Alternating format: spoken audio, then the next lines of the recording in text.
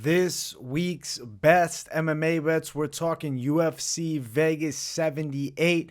I'm going to give you guys my lock of the week. I'll talk most confident picks, my favorite underdogs on the cards. We'll talk prop/value bets and then finish it out with the parlays. So make sure you guys smash that like button. If you're new to the channel, subscribe. Turn the post notifications on and make sure to share the video as well. And we're going to jump right into the lock of the week.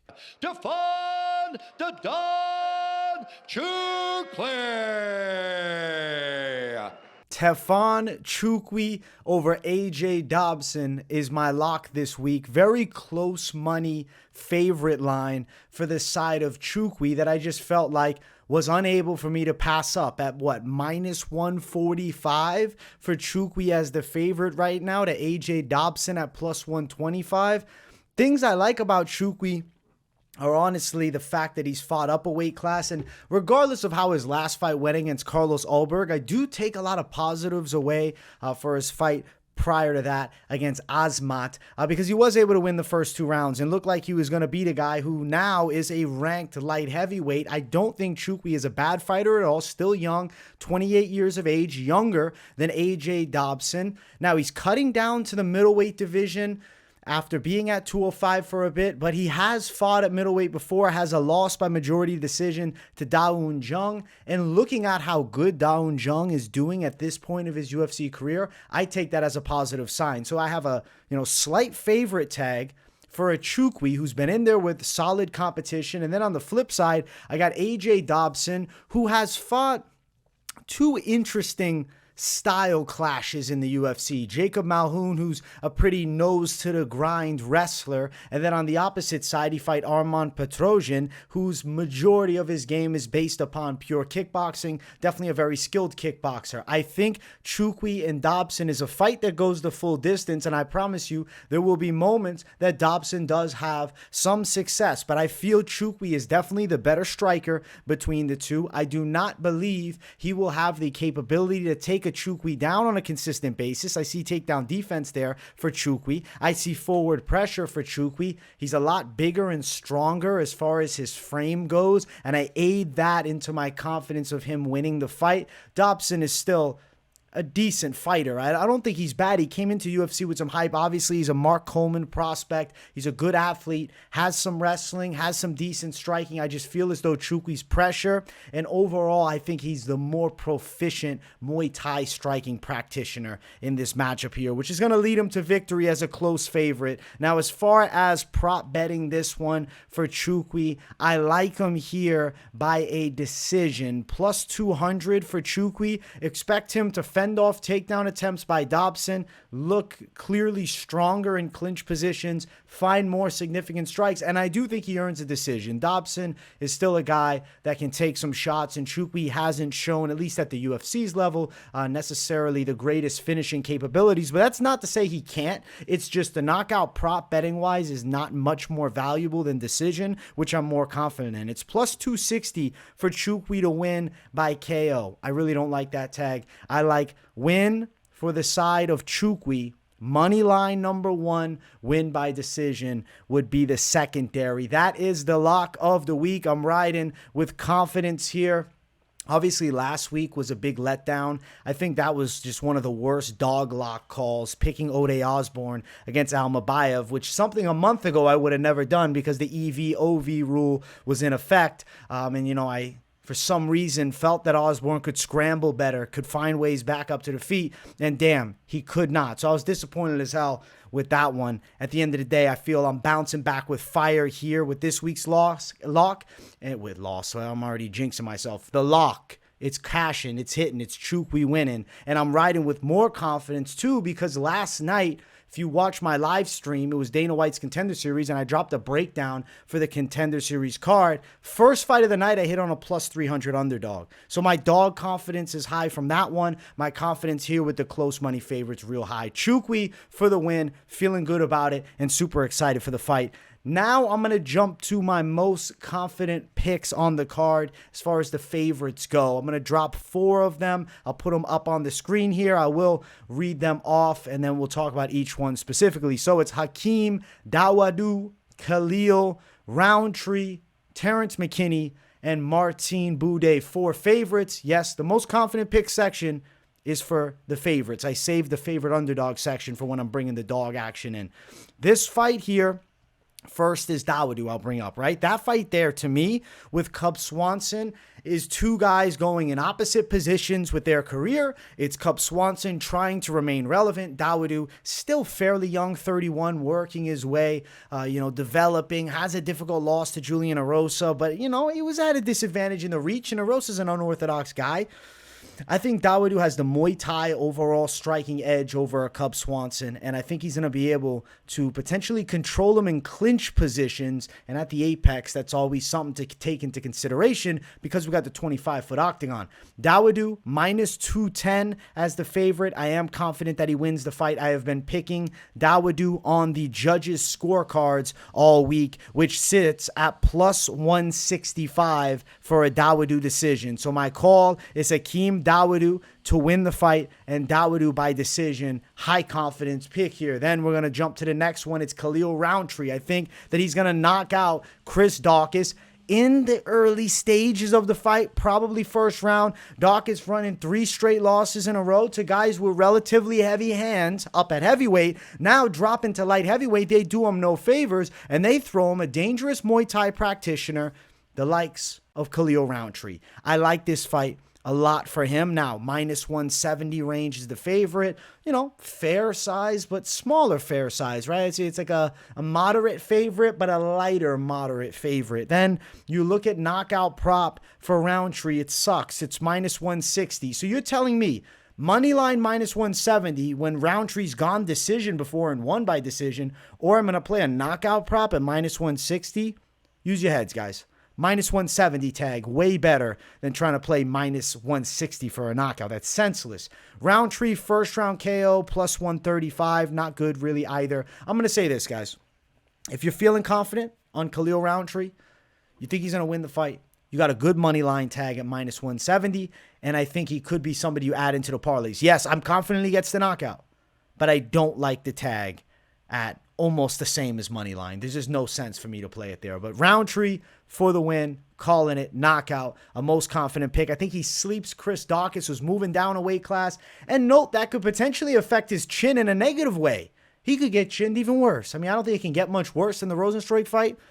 But this stylistic matchup, to me, bad one for Dawodu. Rountree's got this thing because Dawodu has struggled with heavy-handed strikers. And I think the, effect of that is going to continue here in this fight.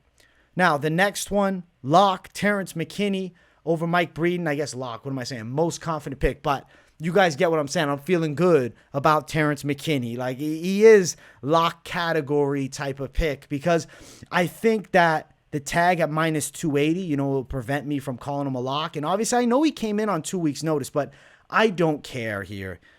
He is levels better than Breeden. Everywhere. At the end of the day, we cannot judge McKinney just on his losses. Still look at some huge wins. Look at moments in those fights that he loses. I think he can beat up Mike Breeden. I think he can knock him out on the feet or sub him on the ground. But knockout seems more likely. Breeden's been slept in the past early, and I like that. Plus 175, McKinney knockout. Yeah, money line wide at minus 280. McKinney wins by knockout in the first round is what? McKinney wins in the first round is minus 150, but McKinney by knockout is plus 175. McKinney by sub is sitting at plus 160. Very interesting. McKinney by KO in the first round, plus 300. And let's see, McKinney by sub in the first round, plus 200. So they think he's getting it done in the first, which I do believe. Minus 150, though. Not any plus money there. I think it's probably KO, though he has the potential to submit a Mike Breeden. So McKinney as a money line parlay piece, Beautiful. Wow, type of pick. I think that he's going to come through. I'm actually going to have his name up right away in the parlay section. Stay tuned for it. It's coming, and I'm excited to have McKinney on it. I think he's getting a stoppage here. Inside of the distance, McKinney's minus 210. That's very likely. Official call knockout, but I do understand, some people might be on the sub side. McKinney had Nazim Sadikov's back last fight. He has wins by submission before. He's a dangerous guy, and he's going to beat Mike Breeden. The next and final of the most confident picks is going to be Martin Buday over Josh Parisian. Yes, I know Buday is less than impressive in his performances, but nonetheless, he wins fights and he can grind out hard decisions. On the opposite side, I think Parisian is going to be outmatched in the striking, unable to grapple with a Buday, and pretty much lose the vast majority of the fight. There is a real chance it goes over 1.5 rounds, though.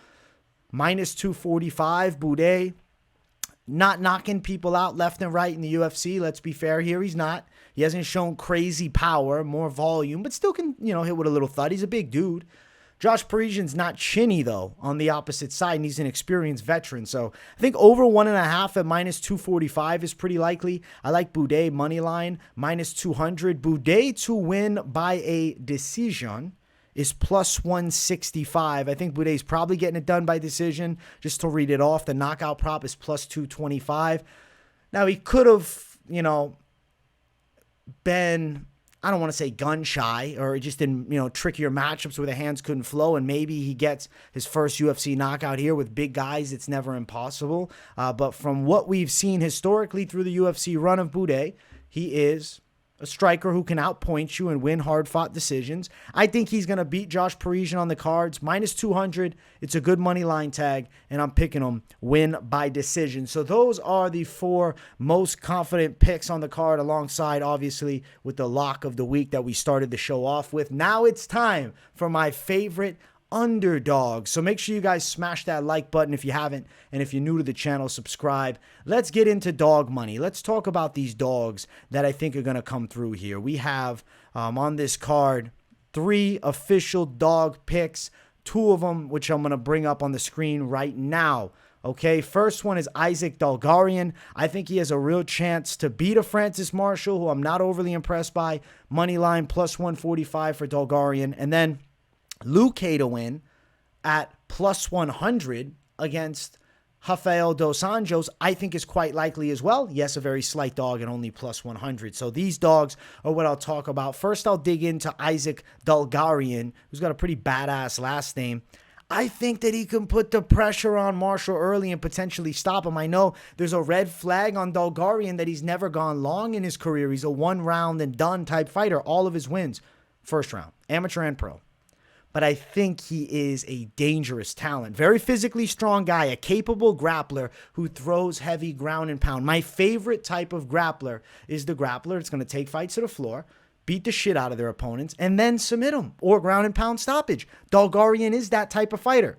Francis Marshall is a well-rounded prospect on the other side, but I'm not jumping up and down about anything that he's done so far in the run. Okay, at the end of the day, he has UFC experience versus someone who doesn't. So obviously understandable. There's a little bit of concern there. Dalgarian's level of competition. I understand.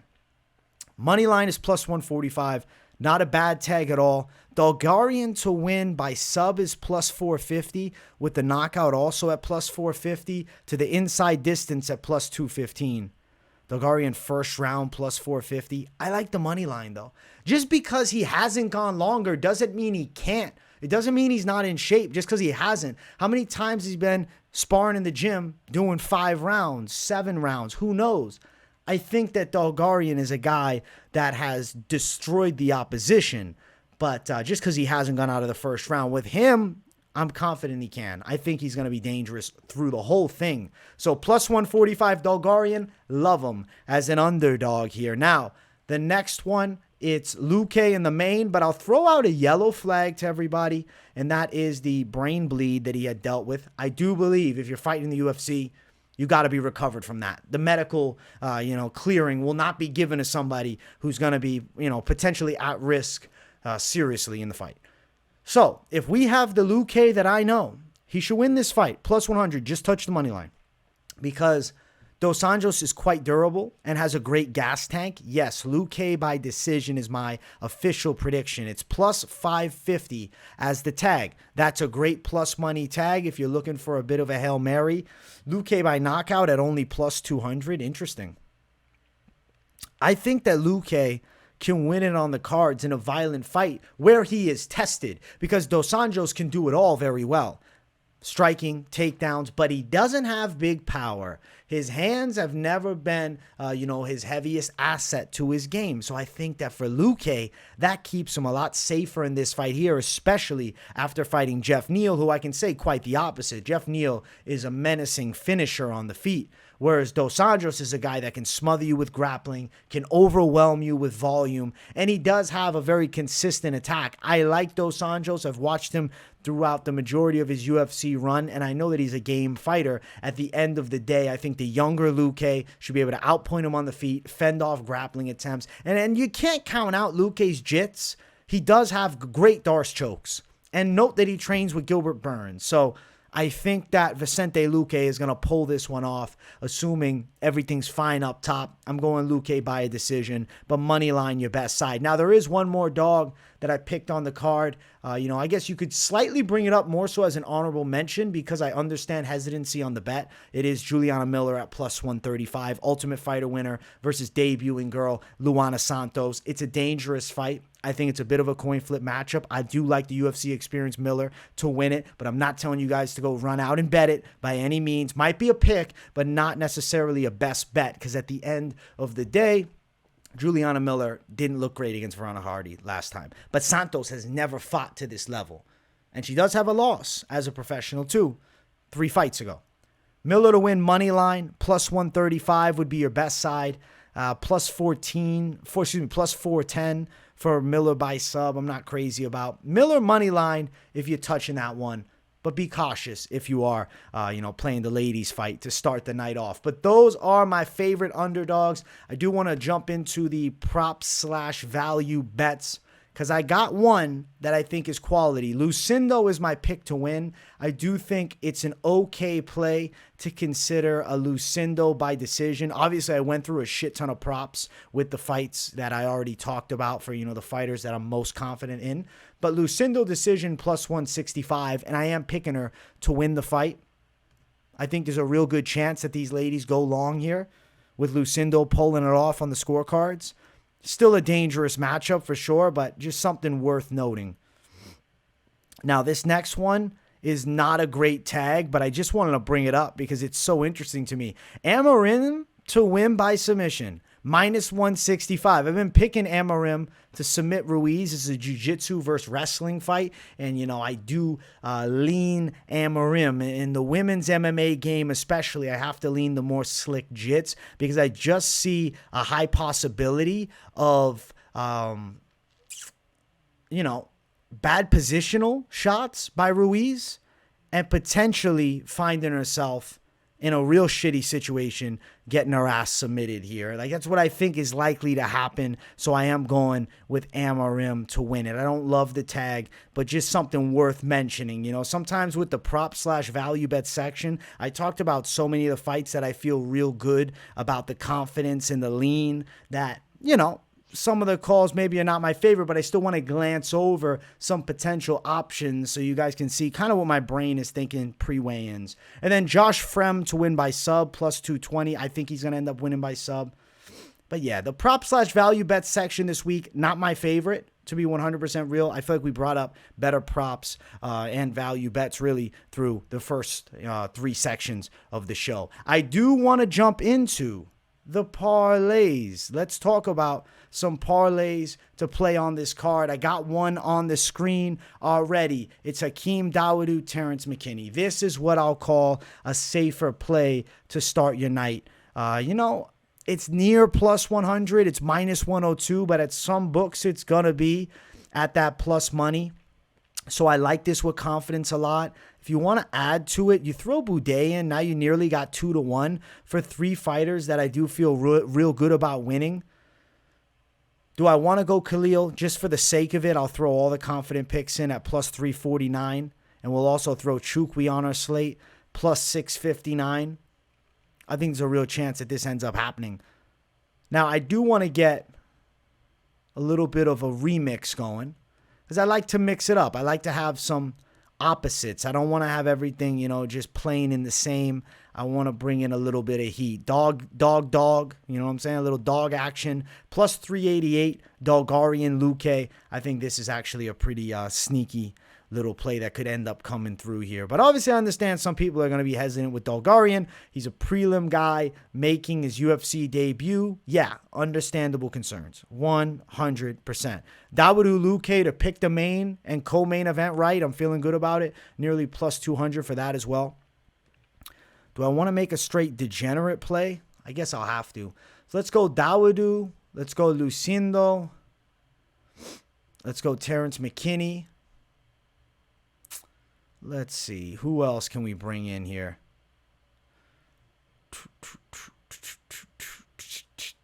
I'm hesitant to throw Amarim. Put Boudet on our lineup. Plus 342. Damn, man. I can't make this degenerate thing unless I add in the dog money like Luque. Plus 800. Now we're talking a little bit. With Luque on your slate is where the money's going to come in much nicer. But if you leave him out, you ain't going to end up getting much. I guess I can't really make the magical plus 1,000. I don't want to throw Miller in. Marcus McGee, plus 1,066. I think there's a real chance this hits. There's a real chance that it hits. Not saying it's a lock. Plus 1714. Obviously, if you threw in my method of victory calls for these same fights, you'd get a fucking wild ass parlay. But 2 or 3 fighter parlays are your best way to win. I'm going to give you another alternate one that's a little bit on the safer side. I don't know. I just prefer doing this. I'm going to go over 1.5 rounds for the big boys. And then I'm going to also throw the likes of Dawodu on it.